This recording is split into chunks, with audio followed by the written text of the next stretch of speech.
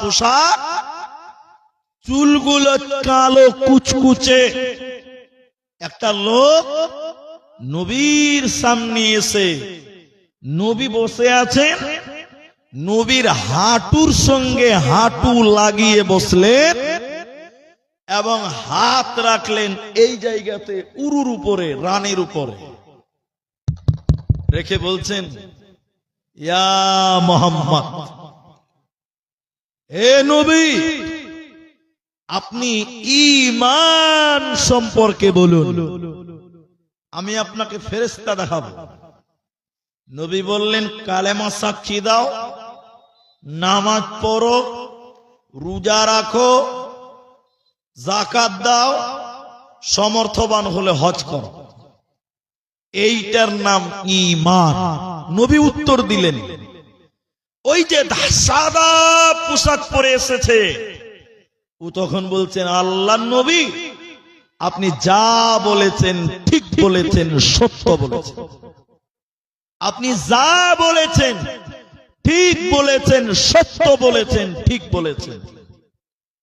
অবাক কথা, যে জিজ্ঞাসা করছে উই বলছি ঠিক বলেছেন, তার মানে উত্তর তার আগে থেকেই জানা আছে, জানা প্রশ্ন করছে। কথা বুঝতে পারলেন? আবার প্রশ্ন করলেন, আল্লাহর নবী, আপনি বলুন পরকালের ব্যাপারে। তখন তিনি বললেন এটা এটা এরকম এরকম, এটা হলো ঈমান আখিরাত। এইভাবে বলার পর উনি বললেন যে আপনি ঠিক বলেছেন, ঠিক বলেছেন। আবার লোকটা প্রশ্ন করলেন, কিয়ামত কবে হবে? এই গোপালপুরের লোক, কিয়ামত কবে হবে? এই কথা জিজ্ঞাসা করছেন। তখন নবীজি বললেন, আমাকে জিজ্ঞাসা করছো কিয়ামত কবে হবে? আমার চাইতে তুমি ভালো জানো। তখন সে বলছে যে ঠিক আছে ঠিক আছে, ওটা বলতে হবে না, তো কিয়ামতের আলামত গুলো আপনি একটু বলুন। অনেক কথা, লোকটাকে কেউ চিনে না, চুলগুলো কালো, পোশাক সাদা ধবধবে। লোকটা চলে গেল। নবীজি এবার বললেন, ওমর, ওমর রে, তুমি কি লোকটাকে চেনো? এই এই এই, তোমরা কি লোকটাকে চিনেছ? সবাই বলছে, হুজুর চিনতে তো পারলাম না। আপনি ভালো জানেন, আল্লাহ ভালো জানেন। হযরত উমর বলেন, চিনতে পারলাম না, কিন্তু তার জামা কাপড় শরীর দেখে মনেও হচ্ছে না যে সে মুসাফির, দূরের মানুষ মনেও হয় না, অথচ চিনতে পারি না। নবী আপনি ভালো জানেন, আল্লাহ ভালো জানে। নবীজি বললেন, ওমর রে, এরই নাম জিবরাইল। সুবহানাল্লাহ বলেন। তাহলে জিবরাইল ফেরেশতা কখনো কখনো মানুষের মতন আকৃতি নিতে পারে, মানুষের আকার আকৃতি গ্রহণ করতে পারে। আরেকটা জিনিস আপনাকে ফেরেশতা দেখাচ্ছি। একটা ছেলে ওর মায়ের কোলে বসে আছে, এটা গল্প।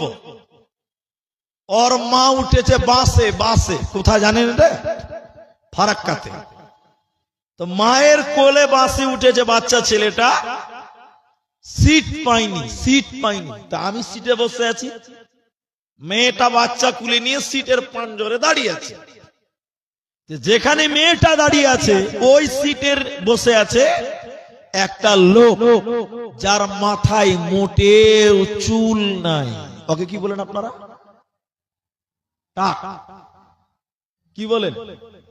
টাকলা। টাকলা, একটাও চুল নাই।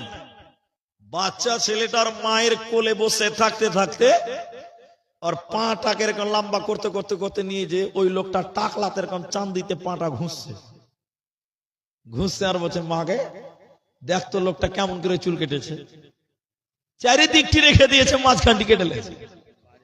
আচ্ছা বলেন, লোকটা রাখবে না?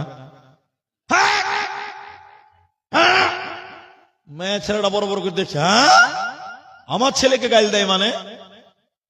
আবার খানিকক্ষণ পর বাচ্চা ছেলে কত বদমাস, লোকটা সিটে বসে আছে, খানকার ঝুঁকছে এরকম করে, কখনো নিন চলেছে। আর ছেলেটা মায়ের কোলে বসে থাকতে তো বদমাস, আর পা খানটা নিয়ে যা আবার ওর চান্দিদের করে ঘুষতার বলছে, দেখতো মা লোকটা কেমন করে চুল কেটেছে গে। আচ্ছা বলে লোকটা রাখবে না, রাখবে না জি, ছেলেকে সামলাতে পারবে না। মেয়ে ছেলেটা রেগে গেছে, তুমি ছেলেকে ধমক দাও, তুমি জানো না বাচ্চা ফেরেশতা? বাচ্চা ছেলে বলে ফেরেশতা। যেটা কোন হাদিসে আছে ভাই? মেয়ে ছেলের হাদিসে আছে, বাচ্চা ছেলে ফেরেশতা। মানুষ বলে না বাচ্চা ছেলে ফেরেশতা, এটা কোন কিতাবে আছে বলো? কোন কিতাবে লেখা নাই। এই যে একটা ভুল কথা, তো আমার কথাই চলেন। ফেরেশতা দেখালাম, জিবরাইলকে দেখালাম, আবার ফেরেশতা দেখাচ্ছে আপনাকে।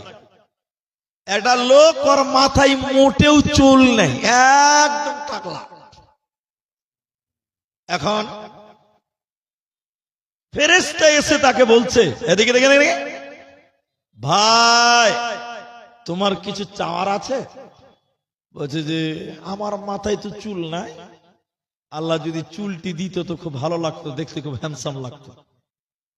তো ফেরেশতা বলছে, দেখেন দেখেন, আমিন ইয়া রাব্বাল আলামিন। সঙ্গে সঙ্গে ওর মাথায় চুল ভর্তি হয়ে গেছে, বলুন সুবহানাল্লাহ। এরপর ফেরেশতা বলছেন, তোমার আর কিছু দরকার আছে? বলছে না, আল্লাহর যা মুনাসিব হবে তাই দিবে। ওকে উট দিল, উট উট, বলুন একবার কি দিল? উট। আর একটা লোক কানা, কানা, কানারা খুব বদমাইশ হয়, তবে সব কানা না, ভালো কানাও আছে, কিন্তু বেশিরভাগ কানারা একটু বদমাইশ হয়, কানা ন্যাংরা, ঠিক, তবে সবাই না। এই কানার কাছে ফেরেশতা এসে বলছে, ভাই তুমি কিছু কি চাও? আল্লাহর কাছে তোমার চাওয়ার কিছু আছে? ওই যে ভাই আমার তো চোখ নাই, আল্লাহ যদি চোখ দিত তো আল্লাহর দুনিয়াটা দেখতাম। যে বলছে আমিন ইয়া রাব্বাল আলামিন। ওর চোখ ফিরিয়ে দিলেন আল্লাহ, বলুন সুবহানাল্লাহ। ওকে বলছে আর কিছু লাগবে? ওই যে আল্লাহ যা দিবে ওতে আলহামদুলিল্লাহ, চোখ পেয়ে গেছি বাস। ওকে গাই দিল, গরু, গরু গাই, এটা মুখ খুলেন, কি দিল? গায়। আর একটা লোক ওর চর্মরোগ আছে, চর্মরোগ মানে স্কিনের সমস্যা, চামড়ার সমস্যা। এর কাছে ফেরেশতা এসে বলছে, আসসালামু আলাইকুম ভাই সাহেব, তোমার কিছু চাওয়ার আছে কি আল্লাহর কাছে?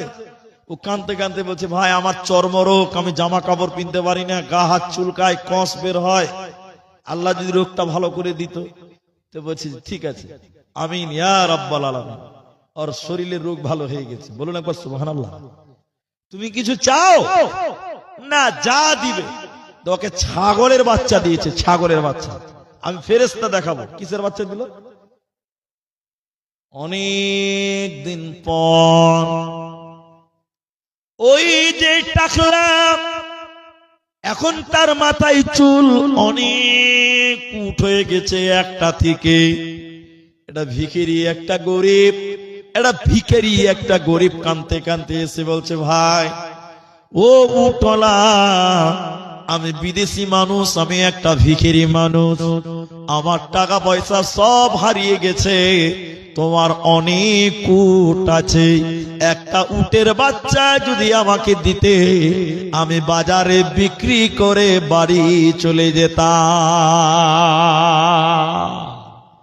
লোকটা বলছে, ওই ওই ওই, তো লল তো কম লয় রে, চাইছিস তো 10-20 টাকা চাস না, তো একটা উট চাইছিস, তো সাহস তো কম লয়,